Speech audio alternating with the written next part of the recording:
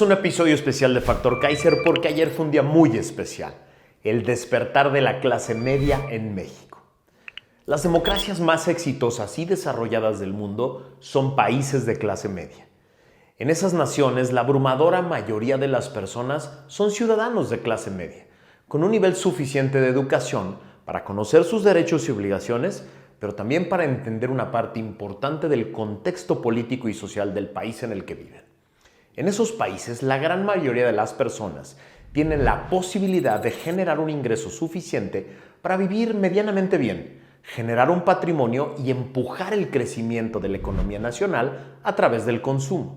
Estas mayorías de clase media asumen que los gobiernos se conforman para generar las condiciones necesarias para que puedan, por ejemplo, educarse, tener un piso mínimo de salud garantizada por el Estado, vivir seguros y obtener justicia cuando alguien viola la ley en su contra.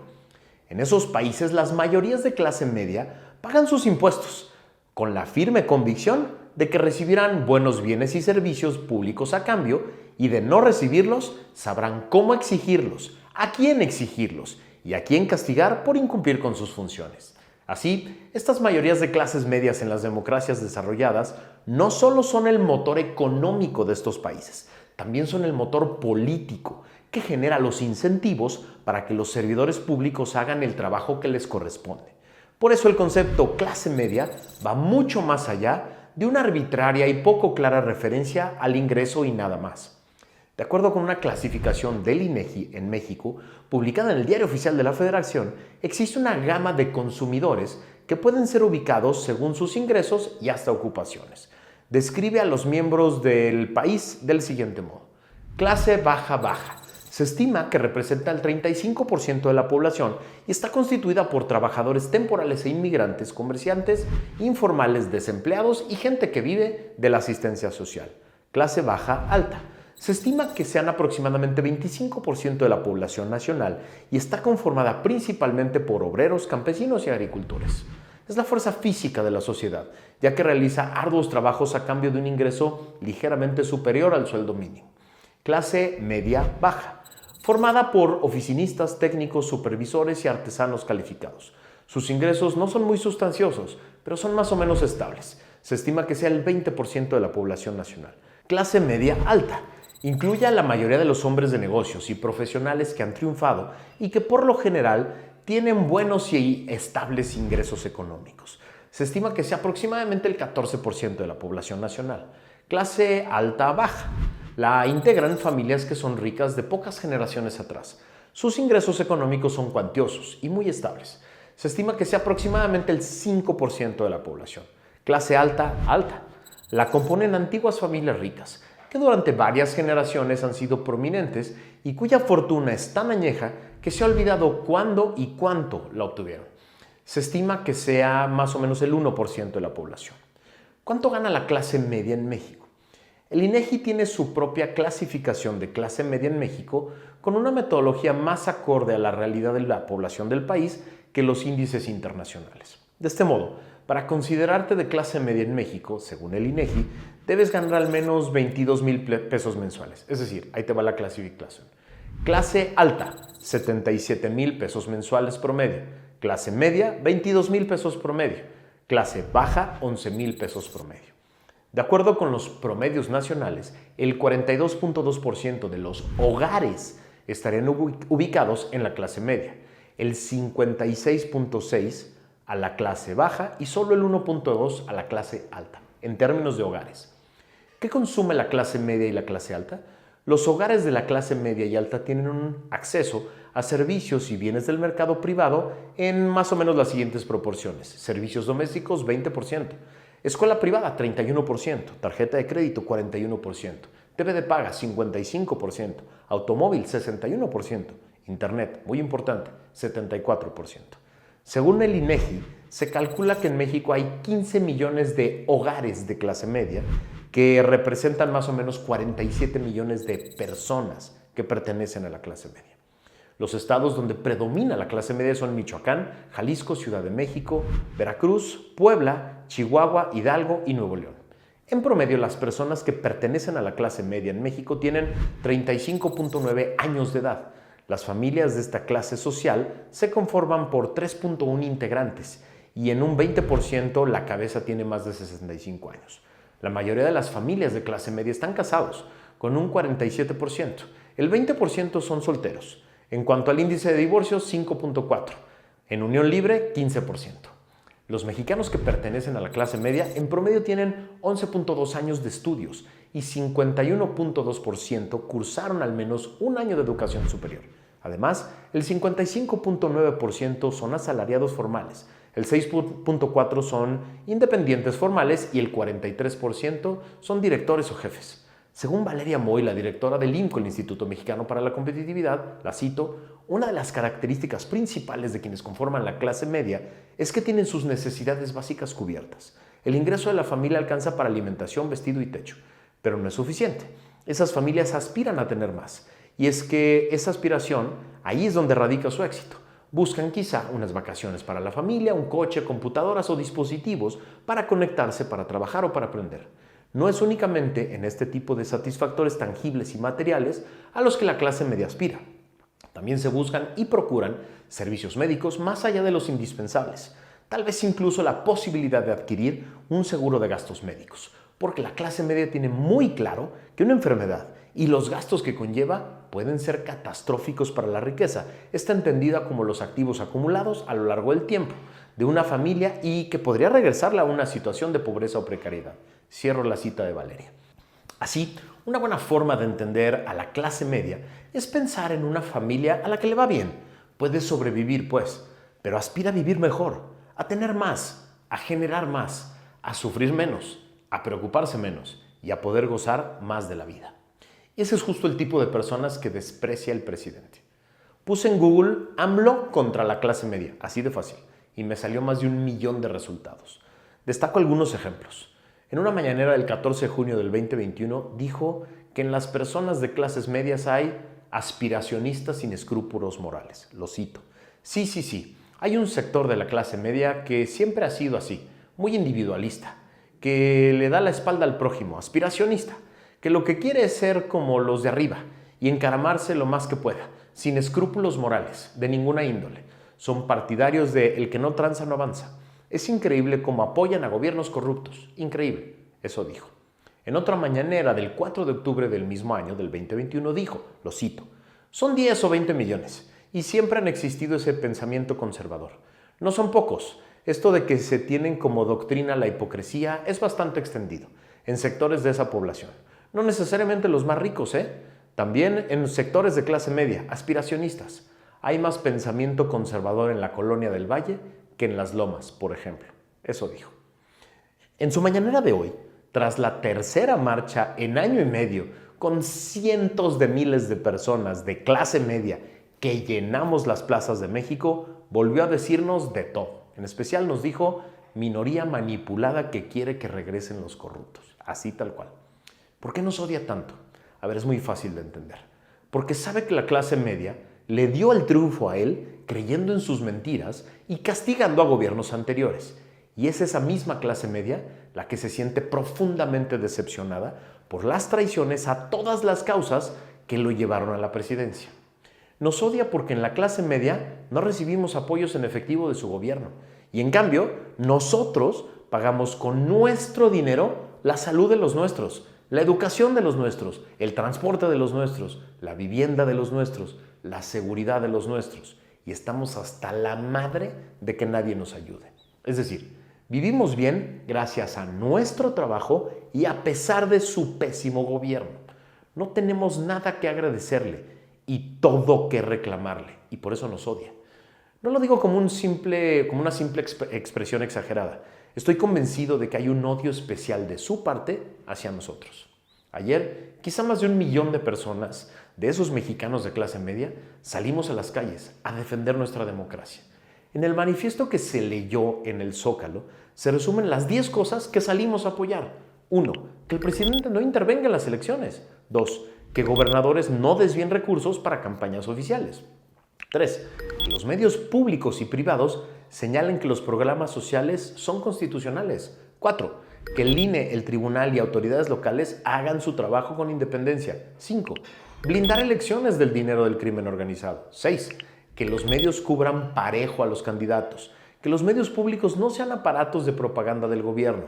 Alto a la descalificación contra la Corte y otros organismos autónomos. 7. Que se ponga un alto a la propaganda donde se asegura que la elección ya está decidida. 8. Que haya compromiso de los ciudadanos con el voto libre e informado. 9. Que se difunda la importancia de los votos por diputados y senadores, así como de autoridades locales. Y 10. Voto libre. Es decir, nada extraordinario. Nada que no esté ya en la Constitución y en las leyes y que sea parte esencial de una democracia. No, señor, no salimos a exigir privilegios. Estas 10 cosas ya son nuestro derecho. Pero él se fue a esconder a Tlaxcala. Mandó a su candidata a registrarse al INE para tratar de jalar la marca de los medios y mandó a sus normalizadoras y a sus comunicadores paleros a burlarse de nosotros, a burlarse de la marcha. Patético, simplemente patético. Pero no importa, porque la clase media mexicana ya despertó. Hoy la clase media entiende que le dio el triunfo en 2018 con su voto y se equivocó. Hoy la clase media entiende que la democracia está en peligro porque una de las dos alternativas políticas la quiere destruir. Hoy la clase media entiende que conformarse con este país que nos vende el obradorato es una pésima idea.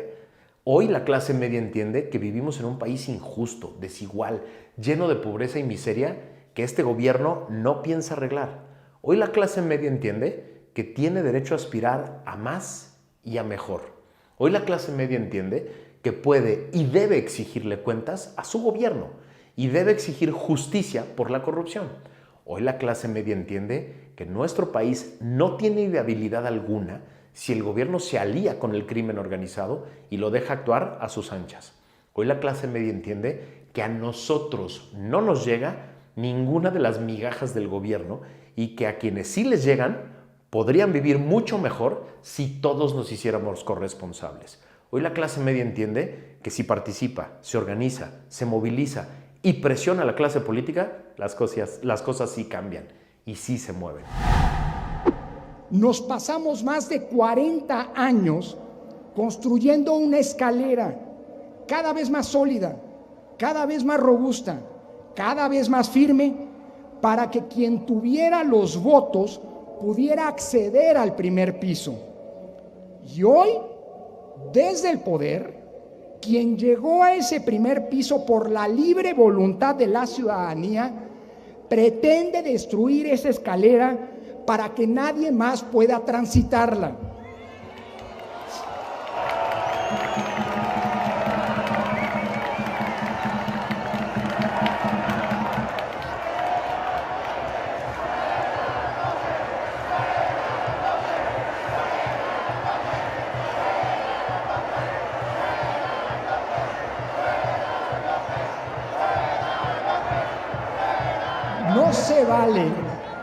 No se vale destruir las condiciones, las reglas, los procedimientos y a las autoridades que nos han permitido la renovación pacífica del poder y la posibilidad de tener un altísimo nivel de alternancias en los gobiernos.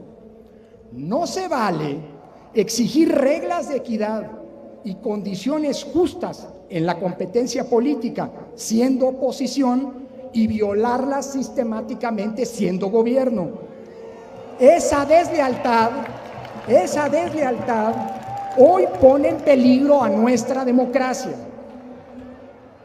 Así, hace unos días se volvió a presentar una serie de iniciativas que, como en su momento se intentó con el Plan A y con el Plan B, buscan destruir al INE como lo conocemos y a través de una elección directa de sus consejeros controlarlo políticamente. No se quiere a un árbitro imparcial, se quiere a un árbitro que responda a los intereses de la mayoría del momento, y eso no podemos ni vamos a permitirlo.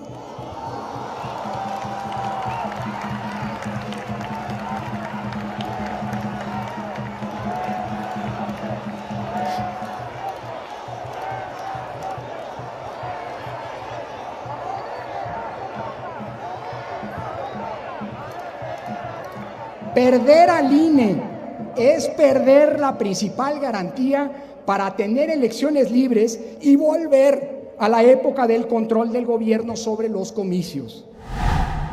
Que quede claro, no estamos defendiendo el inmovilismo ni impidiendo el cambio. Hay muchas cosas que pueden y deben mejorarse, pero eso no implica que con ese pretexto se quiera echar por la borda lo que hemos conquistado. Hay quien dice que las instituciones sí se tocan. Claro que sí, pero solo si es para mejorarlas. Si lo que se quiere es desmantelarlas, destazarlas o capturarlas, lo decimos fuerte y claro. Si es para eso, claro que no se tocan.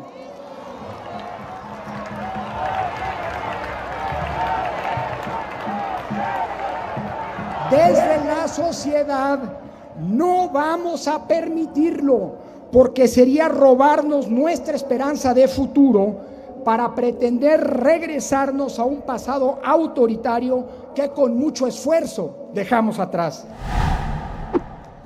Finalmente, está en riesgo también la Constitución, es decir, la expresión del arreglo político que nos permite sentirnos, sin excepciones, parte de la nación mexicana.